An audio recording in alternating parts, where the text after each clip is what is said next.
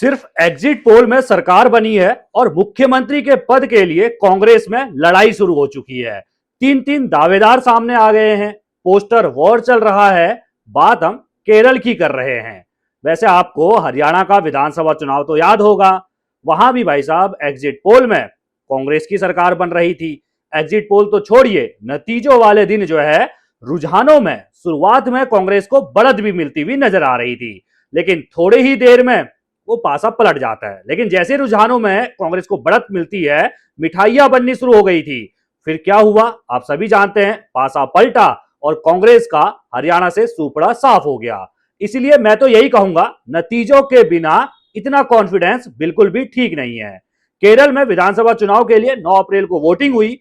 Exit poll सामने आते 29 अप्रैल के दिन और यूडीएफ यानी कांग्रेस गठबंधन को बढ़त मिलती हुई एग्जिट पोल में दिखाया जाता। लगभग सभी एग्जिट पोल जो है वो बढ़त दे रहे हैं और बस इतना ही काफी था। सोशल मीडिया पर 3 नेताओं के समर्थक अपने अपने नेता को मुख्यमंत्री बनाने की मांग करने लगे हैं। पोस्टर लगे, वीडियो वायरल हुए और एक जगह तो पोस्टर वार इतनी बुरी हो गई कि पार्टी दफ्तर के बाहर ही एक नेता के खिलाफ, कांग्रेस के नेता के खिलाफ ही पोस्टर लगा दिया गया।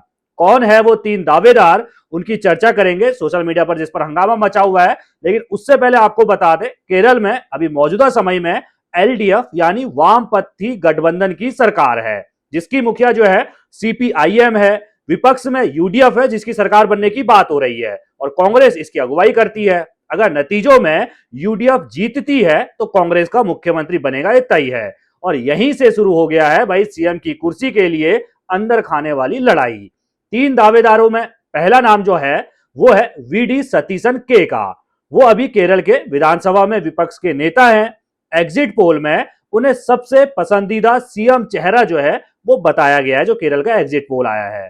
चुनाव के दौरान वामपंथी पार्टियों ने इन्हीं पर सबसे ज्यादा निशाना भी साधा था, जिससे कांग्रेस समर्थकों में उनकी छवि एक तरह के रक्षक जैसी बन गई, यानी कि हमारे रक्षक यही है। उनके एक फैन पेज पर राज्य सरकार की गाड़ी नंबर 1 की तस्वीर लोडिंग के कैप्शन के साथ वायरल हुई, यानी कि भाई नंबर 1 पे मुख्यमंत्री यही है। लेकिन उनकी राह आसान तो बिल्कुल नजर नहीं आ रही है। उन्होंने कभी कोई मंत्री का पद नहीं संभाला है। अगर हम 3 जो दावेदारों की बात कर रहे हैं उसमें सबसे कम उम्र के ये दावेदार हैं। पार्टी के कुछ बड़े नेताओं के साथ उनके रिश्ते बहुत अच्छे भी नहीं हैं। अगर यूडीएफ केरल के अंदर 100 से ज्यादा सीटें जीतती है तो भाई हो सकता है कि ये मुख्यमंत्री बनेंगे, और अगर करीब 80 सीटें आई तो भाई इनकी राह जो है वो मुश्किल हो सकती है। दूसरे दावेदार है केसी वेणुगोपाल, जो मौजूदा समय में कांग्रेस के राष्ट्रीय महासचिव हैं और पार्टी संगठन में बहुत ताकतवर जो है वो वेणुगोपाल को माना जाता है। उनके समर्थकों ने सोशल मीडिया पर उनकी भूमिका गिनाते हुए पोस्टर लगाए हैं। उनके समर्थकों के मुताबिक उन्होंने जो है, जो वेणुगोपाल है केसी वेणुगोपाल, उन्होंने बागियों को मनाया, सही उम्मीदवार चुने और जोरदार प्रचार किया। इस बार सबसे ज्यादा कांग्रेस उम्मीदवार अगर आप केरल में देखते हैं तो वो वेणुगोपाल की पसंद के ही हैं, जो उनके पक्ष में जा सकता है। लेकिन एक बड़ा सवाल यह है, क्या पार्टी का हाईकमान अपने संगठन महासचिव को किसी राज्य का मुख्यमंत्री बनाने देगा? यह बहुत बड़ा सवाल है। तीसरा जो उम्मीदवार है, यानी कि तीसरा जो दावेदार है, वो है रमेश चेन्नीथला। वो सबसे अनुभवी नेता हैं। इनके समर्थकों ने इनके जीवन और अनुभव पर एआई वीडियो बनाकर वायरल किया है। उनके गठबंधन के साझेदारों के साथ, धार्मिक संगठनों के साथ और सभी पार्टी के नेताओं के साथ ऐसा कहा जाता है कि बहुत अच्छे संबंध हैं। अनुभव के मामले में भी वो तीनों दावेदारों से, यानी कि एक तो खुद हैं और जो बाकी 2 दावेदार हैं उनसे भी आगे हैं। वरिष्ठ नेता के मुरलीधरन ने कहा कि मुख्यमंत्री कौन बनेगा ये फैसला हाईकमान करेगा और विधायकों से बात करने के बाद किया जाएगा। जो लोग पोस्टर वॉर में लगे हैं वो असली पार्टी कार्यकर्ता नहीं है। ये सीधे तौर पर कांग्रेस अब डैमेज कंट्रोल कर रही है, यानी पार्टी ने यह सब रोकने की कोशिश की, लेकिन सोशल मीडिया को अगर आप देखते हैं तो वहां बहस जारी है। 3 दावेदारों के समर्थक अपने अपने समर्थक जो है वो यहां पर अपना अपना मुख्यमंत्री बनाने की बात कर रहे हैं। लेकिन यहां पर एक बात और समझनी है, आईयूएमएल जो है वो भाई गठबंधन की सहयोगी है और अगर कुछ सीटें वो लेकर आती है तो भाई आखिरी वक्त तक उसका फैसला भी अहम होने वाला है। आईयूएमएल के समर्थन से ही किसी एक नेता का पलड़ा जो है वो भारी हो सकता है। किसका होगा देखने वाली बात होगी।